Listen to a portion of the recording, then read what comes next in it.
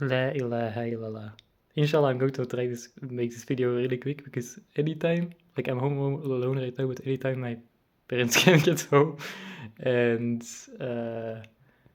it's kind of awkward that they don't know what I'm doing, and like they would walk, or my sister can come home and they would walk in to be like recording a video in English while I'm not even an English native speaker. So it sounds like video chatting with someone, and they would be just too curious, and I'm like not even doing that. But I don't like people listening while I'm talking. I can find it like it's well, I find it okay that people watch my videos. I just don't like to be interrupted while I'm recording. Obviously, my kids are laying here, both of them. Yeah, I'm really good with camera techniques. This isn't like pretty important, but like I kind of wanted to show them. They're really calm. This is Puma. He is, I don't know, about 13 years old, I think. He's really old, really tired, likes to rest a lot. And this one is Momo. I don't know if you can. I found. She's really young. She's like a year, and she's either kind or really playful. You might have seen the shorts about her doing a lot of stuff. She always finds a lot of stuff to do when she's active.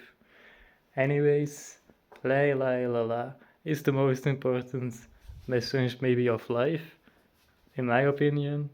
It means only worship God, worship nothing else than God. Nothing and no one is worthy of worship except for Allah. That's what it means, and I'm going to talk about it. Like I'm going to try to talk about it pretty fast.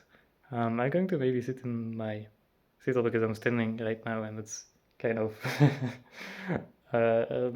not. Anyways, I want to tell you about a story I read in a book that relates to La ilaha illallah. You're going to think, how does this relate to it? But let me tell you, it's a Belgian book, so you will probably not be able to read it because it's in Dutch. It's written by a Moroccan Belgian dancer. He was a dancer. His name is Ishaï Tamou. He's Muslim, but very much like me. He is actually Muslim. I don't know, but obviously like he's a dancer, so he isn't really strict about it. But that's actually what I wanted to talk about today. Lyle is the most important. Like we always talk about every other people's, like other person's other sins, and we also always judge others and stuff. But Allah constantly reminds us in the Quran that He forgives every sin if we live up to La ilaha illallah. I'm reading the Quran right now. Like not literally right now, but I'm trying to inshallah read the full Quran. It's in Dutch, so it's not authentic, but it's the best that I can do right now. So, anyways, the book like tells you a story about a Moroccan woman who was accidentally involved in a terror attack, accidentally, and in the terror attack, like she brought like two friends who she knew from high school, where she grew up with together, towards the destination. She didn't know what they were about to do, but they exploded themselves and took 11 people or something like that with them. And this story, like the book, is about two people meeting. So her, the American woman who was accidentally involved in the terror attack, and an old man whose wife was actually killed in this same terror attack. They meet these two people, and the man recognizes her. She doesn't recognize him, but he gets angry at first and stuff. The story about the man, like I should actually talk about the man first. Like he was like, he's kind of grew up like he's a native Belgian, like a full Belgian, and he's like really in the like Belgian culture and stuff. and especially the brother of his wife was really racist. What is a funny thing as well is both of the cultures or both of the characters are really like soccer or football. It's just an interesting detail. It's like very clever that he wrote it like that, the writer. But eventually those two people meet. As the old man is mad at first, like he yells at her at first, like obviously because he thinks she killed her wife or like was involved in that. But eventually you start to realize that it was never her intention. Like it was never her intention to actually like get all those people killed. However, I'm going to spoil the end, so just like skip like 30 seconds or something. But I'm going to spoil the end in a few seconds or anything. But yeah, inshallah. So his brother-in-law kills, like the brother of the wife that was killed in the murder attack, kills the American woman who accidentally was involved in the terror attack. When I was like reading it, I hated the ending. I also like I didn't really like the book, and I still like it's not the best book that I read still, but I'm starting to understand the message like a bit better right now. Or like at the first time I was like, this woman doesn't deserve an end like that.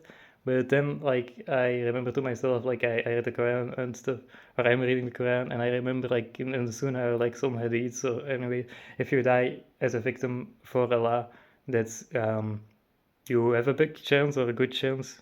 My hand is kind of shaking. Sorry for that. I'm going to sit down. But you have a big chance of, well, like, have a good chance of, inshallah, going to Jannah, going to heaven. Correct me if I'm wrong about it, but like, it's actually like a gift of Allah to die like that. So this woman in this book was killed, and he doesn't go into detail about how, like, yeah, how this is for Muslims or like a death like that. But if you think about it, like it's actually a gift to die like that, because she died on the face of La ilaha illallah. She died knowing that there was only, knowing and practicing like there was only one God. However, he wasn't, even though he wasn't like, even though the writer didn't like specifically write that, but that's how I interpreted it. And that's like, we can say the same thing about like the victims in Palestine right now, or any other Muslim country that is getting attacked. We can say the same thing, like those people, may Allah make it easy for them, I mean, but those people die as a victim for Allah, so they have a good chance of going to paradise. And like there is no, Allah says in the Quran, there is no trial beyond ability. If we like compare ourselves, or if I compare myself towards them, I see that like I understand why inshallah I wasn't chosen for a trial like that. And it's like it's inspiring to see them go through that trial, and even then keeping faith in Allah. So yeah, that's like the story. I hope you like kind of understand it, but what I want to say is La ilaha illallah is the most important thing. The most important thing of our lives, like if we are Muslim, is to, or Muslim, or like just religious or anything, is just to yeah, worship nothing else than Allah. Nothing and no one else than God is worthy of worship.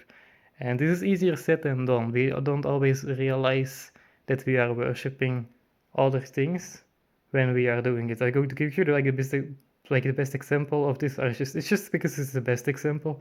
It's our toxic relationships, or relationship where you can see like a boyfriend or a girlfriend, or like maybe even a husband and a wife like get together, and they become obsessed with this person. Is this person that becomes the most important thing of their life.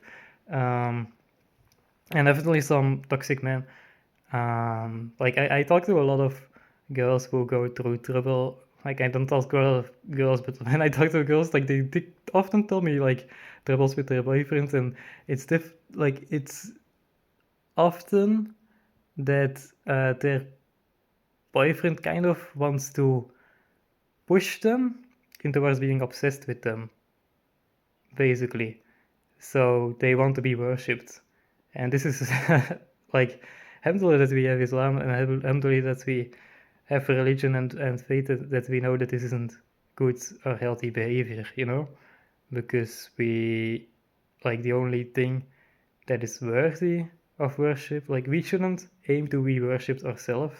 This is why I don't really like to talk about Islam on YouTube or on social media. Like, I try to do it. My aunt is here.